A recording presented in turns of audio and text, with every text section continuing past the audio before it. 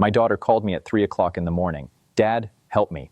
Then the line suddenly went dead. I sat there for a second, staring at the phone, feeling something was very wrong. I didn't wait for anything else. I grabbed my keys and rushed out into the dark night. When I reached there, her mother-in-law was standing at the entrance with a cold smile on her face. She sneered at me like I didn't belong there. "She's not going anywhere," she said. That was all I needed to hear. I reversed my truck, backed up hard, and slammed straight into their $20,000 iron gate. The impact shook the whole place. The alarm system started screaming through the night. I didn't care at all. My F-150 roared like a beast as I pushed forward again. The smell of burnt rubber filled the air. My worn, mud-stained leather boots pressed hard on the pedal without hesitation. Ahead of me was the huge Harrington estate, a place built on money and pride, built with the sweat of people like me who never got respect. But I wasn't thinking about that anymore. Inside that mansion was my daughter, and I knew she was in danger. The moment I stepped closer, everything inside me turned cold and focused. My daughter's mother-in-law, Margaret Harrington, came out onto the balcony like she owned the world. She wore an expensive silk dress, and a glass of red wine was in her hand. She looked down at me like I was nothing, like I was dirt beneath her shoes. She said my daughter was unstable in the mind. She said Sarah was sleeping and no one was allowed to disturb her. Then she ordered her security guards to throw me out like I was trash. I didn't respond to her words. I simply shifted my truck into reverse again.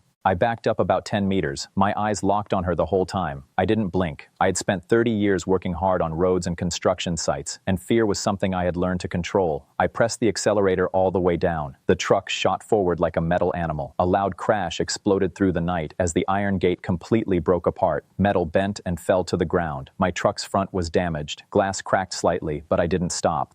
The way was open. I stepped out of the truck slowly. My boots hit the ground firmly. I walked forward without rushing. The security guards hesitated and stepped back. They saw a man covered in dust and calluses, someone who didn't speak much but meant every step he took. My silence was more powerful than their threats. One guard tried to block me, but I pushed past him without even looking. I moved straight into the mansion. My instincts as a father took over completely. I went upstairs fast, searching every corner until I reached the master bathroom door. I kicked it open. What I saw inside froze my heart. My daughter Sarah was lying on the cold marble floor. She was shaking, pale, and barely conscious. Her eyes looked empty, like she wasn't fully there. Next to her was an empty syringe. My hands tightened instantly. They had drugged her. They had turned my daughter into someone who could barely respond, someone who was not herself anymore. A burning rage rose inside my chest, slow and deep. I picked her up carefully. She felt light in my arms, too light. Behind me, Margaret was screaming that I would go to prison, that I had no right to be there. I didn't even look at her. I just carried Sarah past her. Her expensive perfume filled the air, but it couldn't hide what kind of people they really were inside. This was no longer just anger. This was war. Outside, police sirens started getting closer. Red and blue lights flashed through the huge windows of the estate. I placed Sarah carefully in the back seat of my F-150. She was still unconscious, her breathing weak and unstable. Within minutes, 4 police cars arrived and blocked my truck. Officers rushed out, shouting orders for me to step away and raise my hands. Before I could even react fully, one officer slammed my face onto the hot hood of my truck, handcuffs locked tightly around my wrists. Sarah's father-in-law, Richard Harrington, walked out calmly like he was watching something entertaining. He stood beside his wife, fixing his expensive shirt, looking at me like I was already defeated. He told the police chief I was dangerous and needed to be locked up for destroying property and trespassing. They took me to the police station and threw me into a cold interrogation room. I sat there for hours, my hands still cuffed behind my back. I didn't speak. I just waited. Finally, the door opened. Richard walked in with the police chief, acting like he owned the place. He threw repair bills onto the table and laughed at me. He called me an old construction worker who meant nothing compared to his wealth. He even threatened to take my daughter away and lock her in a psychiatric facility permanently. I looked at him calmly. My voice stayed low and steady. I told him I didn't build houses for people like him. I built the very station he was standing in. His smile faded for a moment. Then the atmosphere in the room changed. The police chief suddenly received a call. His face went pale. He looked at me differently now, with hesitation and fear. The door opened again. A man in a black suit walked in. This was Ben, my lawyer. He placed a briefcase on the table and calmly opened it. Richard started shouting, demanding answers, but Ben ignored him completely. Ben pulled out a red binder. Richard laughed, saying we had no chance against his company and his money. He was confident. Too confident. But that confidence started breaking when Ben began speaking. The Harrington Group was already drowning in debt. $15 million in loans, unpaid and unstable. Their factories were mortgaged. Even their estate was tied up financially. What Richard didn't know was simple. The companies buying their debt were all mine, every single one of them. I had spent decades quietly building businesses under different names. I preferred a simple life, but I had power they didn't understand. Ben then announced it clearly. As of that moment, I was the largest creditor of the Harrington family. I controlled their financial future completely. Richard's face turned pale. His phone kept ringing nonstop. Banks, shareholders, panic spreading everywhere. I stood up, adjusted my old jacket, and walked closer to him. In a calm voice, I gave one instruction to Ben: buy all their debt, every single piece of it. Richard tried to laugh again, but it didn't last. Ben continued explaining numbers, and reality hit harder with every sentence. Their empire was collapsing, and now I owned the structure holding it together. I walked out of the interrogation room without looking back. Richard was left standing there in silence, his world breaking apart. Outside, the night was fading into early morning. Detective Mike was waiting near my truck with a file in his hand. His expression was serious. Inside the truck, he explained everything. The Harrington family was not as strong as they looked. Their son had wasted millions in failed crypto investments. They were also connected to dangerous criminal debts. Then he showed me something worse. My daughter Sarah had inherited land worth millions from her grandmother. The Harringtons knew about it. That was their real target. They had been slowly drugging her, trying to make her legally unfit so they could take control of her property. My grip tightened on the steering wheel. Everything became clear. This wasn't just betrayal, it was planned destruction. They weren't just greedy, they were dangerous. I closed the file slowly. My decision was made. I wasn't just going to take back control. I was going to expose everything. That night, I learned they were hosting a charity gala to show off their perfect image to the city. They thought they were safe. They were wrong. I arrived at the gala wearing a black tuxedo. No truck, no dust, just calm confidence. People turned to look at me as I entered the grand ballroom. Margaret saw me and walked over quickly, whispering insults about my status and telling me I didn't belong there. At that moment, a waitress accidentally spilled water on her dress. Margaret slapped her hard across the face. The room went silent. I stepped forward and helped the waitress up. Then the auction began. The most valuable item was the Harrington sapphire. Bidding started, but no one was confident. When I raised my hand and placed a bid of $400,000, the room froze. I won it. I walked onto the stage, accepted the sapphire, and turned toward the waitress. I placed the expensive jewel into her hands. Then I said loudly, so everyone could hear, that this was compensation for how people like the Harringtons treat others. The entire room went silent. Their pride shattered in front of everyone, and for the first time, they looked powerless.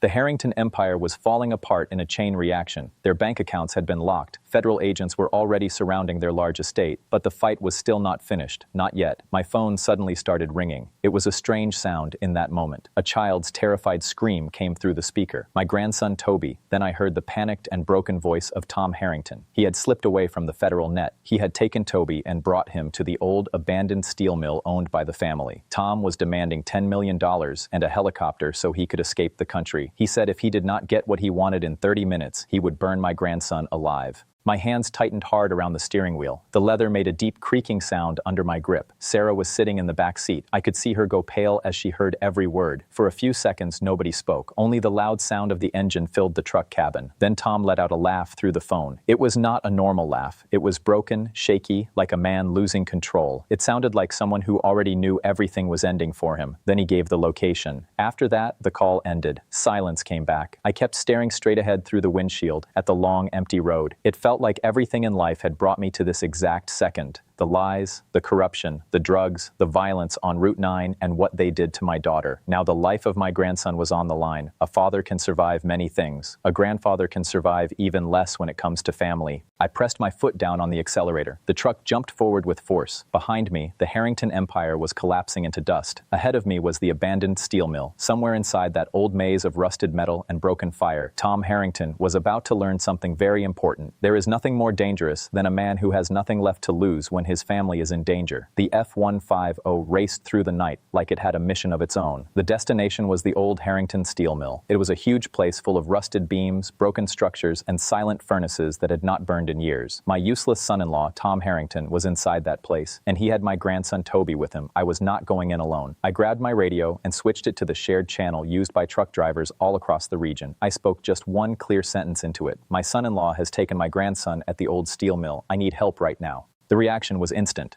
The power of a community made up of hardworking drivers came alive. Within 10 minutes, the sound of massive 18-wheelers began to fill the roads. Trucks came from every direction. Their headlights lit up the entire factory grounds like daylight. Loud air horns echoed through the night sky. Every entrance and exit was blocked. Tom Harrington was now trapped inside a circle of steel and light. I stepped into the mill alone. My boots hit the hard concrete floor covered in shattered glass. Every step made a cold echo through the empty space. Tom was standing high on a steel platform above. A gun was pressed against Toby's head. My grandson was crying in fear. Tom looked completely unstable. He could feel his end coming closer. He shouted for $10 million in cash. He demanded a helicopter immediately. He said he would shoot if I moved even one step forward. I stopped right there. I looked directly at the gun pointed at my grandson. The calmer I stayed, the more nervous he became. In a steady voice, cold and controlled, I said, "You have already lost everything, Tom. Your money is gone. Your parents are in custody. There is nowhere left for you to go." Tom started yelling in rage. His grip tightened around the weapon. His mind was breaking. Then it happened. The moment panic took over completely. He began to pull the trigger toward Toby. I moved without thinking. It was pure instinct, a father's instinct, a grandfather's instinct. I threw myself in front of my grandson. The gun fired. The sound exploded through the entire building and echoed off the steel walls. A bullet hit my left shoulder. A burning pain shot through my arm as blood soaked through my old denim jacket. But I did not fall. I did not scream. The pain did not matter in that moment. My one good arm wrapped tightly around Toby and pulled him close. At that exact moment, Ben's private security team crashed through the upper windows of the mill. They moved fast and clean, like they had done this many times before. In seconds, Tom was disarmed and thrown to the ground on cold steel. His gun slid away with a loud metallic sound, handcuffs locked around his wrists. Tom shouted and struggled as they dragged him away. I dropped down onto one knee on the cold factory floor. Blood kept dripping down, mixing with rust and dust, but Toby was safe. That was the only thing that mattered. I watched as they took my son-in-law away. It felt like the end of a long and brutal war. But then, as Tom was pulled past me, he gave a small laugh. It was not loud. It was not crazy. It was quiet and sharp. He leaned in close and whispered something in my ear.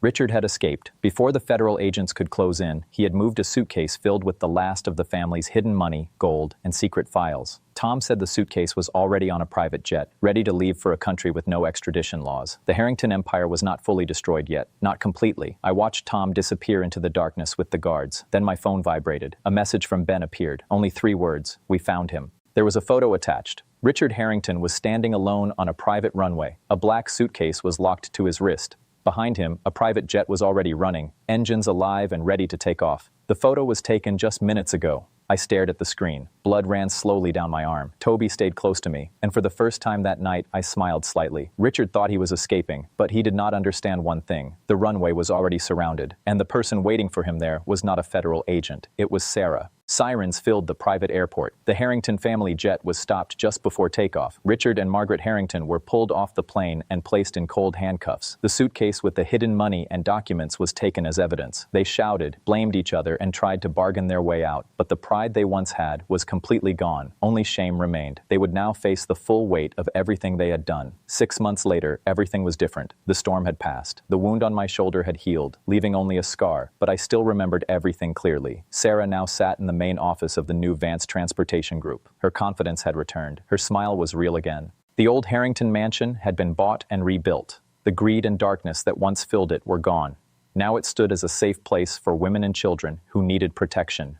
Toby's laughter echoed through the yard where the heavy gates once fell. I stood by the window watching trucks move down the highway in long lines. Life had returned to its simple rhythm. I was just an old truck driver again, but I had learned something important. Real power is not in money or luxury. It is in love. It is in protecting your family no matter what. Never underestimate a quiet father or grandfather. True strength is not about wealth or status. It is about who stands with you when everything is on the line. Live honestly, but never allow anyone to harm the people you love. Justice may take time, but when it arrives, it balances everything in the end. Thank you for listening to this real-life story of revenge and justice.